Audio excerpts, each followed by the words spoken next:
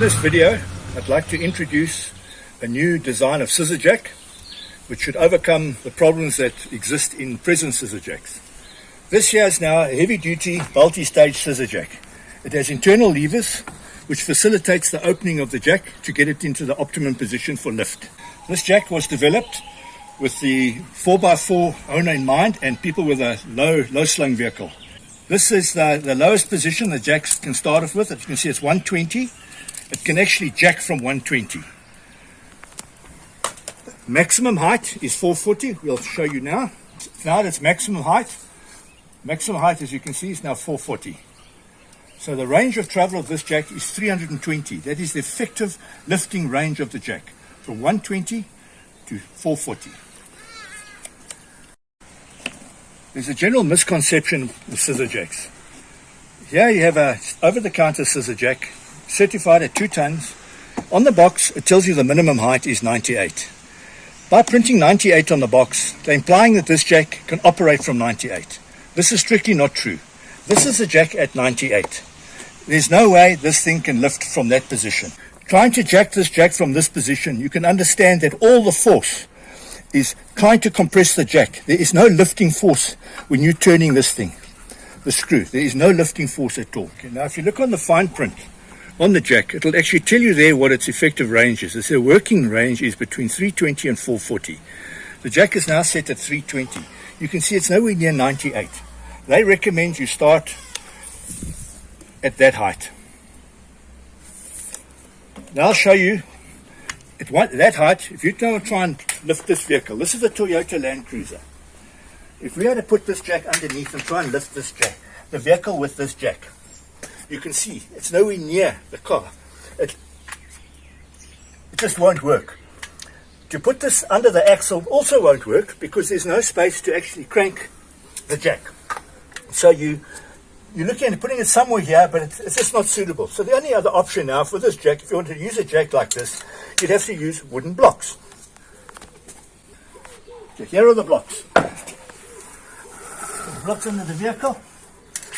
And obviously now we'll have to lower it a bit to get it to fit. The jack is now at about 200, double the height of the lowest height that they mentioned on their box. Okay, so now I'll demonstrate this jack at that position and just see how we go.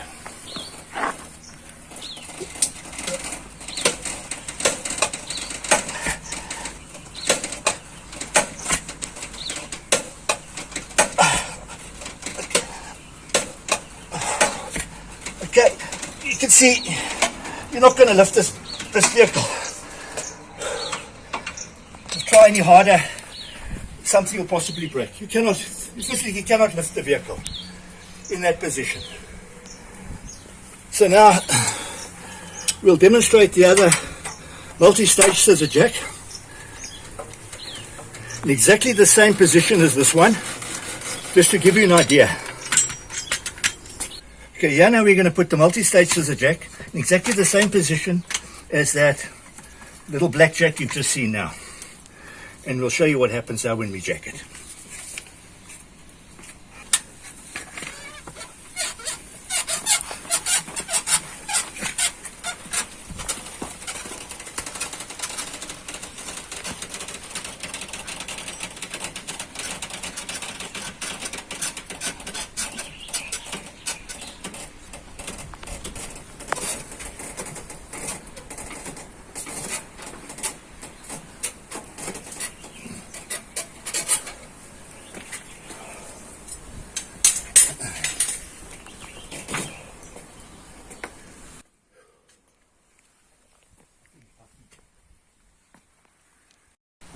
As an alternative, you can use a ratchet bar.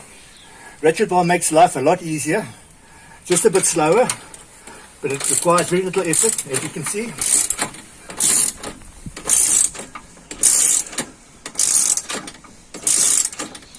The ratchet bar really makes short work of it. Okay. There's an extension piece now, which is in the process of development. It's just an idea right now. It's a prototype. This just fits on like this with a little thumb screw. This just adds height to the jack so that you don't have to block it. So I can give you an idea. Now this is a particularly high vehicle. This thing is, I don't know, about maybe 500 off the ground. I'll just show you now.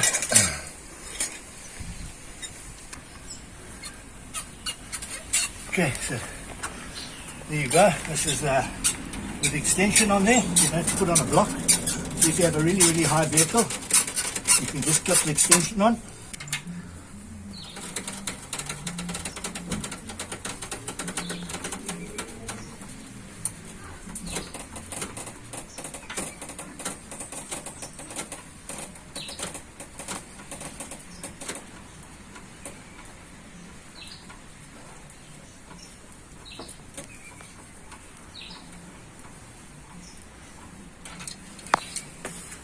There you go.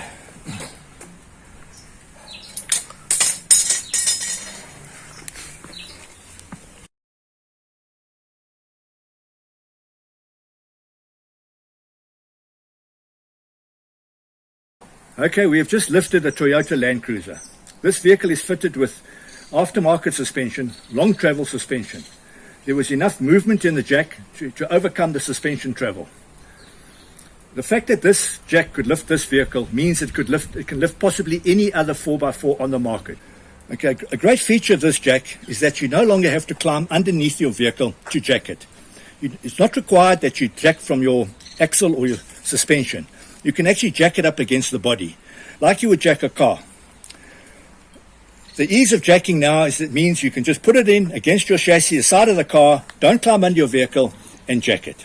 I'm sure all you Ford F-150, Dodge Ram, and Silverado owners will appreciate this feature. I see you guys battling to climb under your cars to try and jack it from the axle, and here you go, here's a solution for you.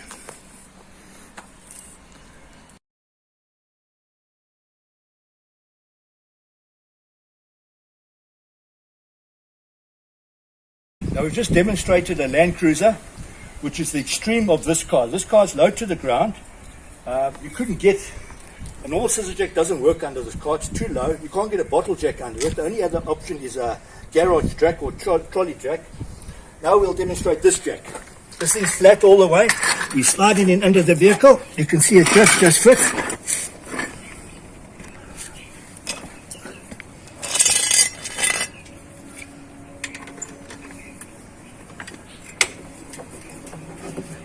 We'll check this vehicle up.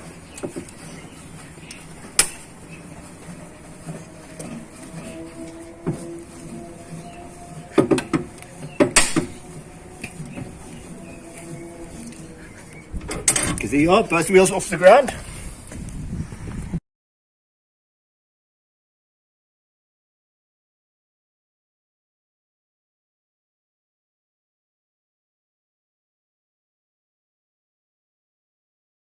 The summary here is you want to jack a low slung motor vehicle.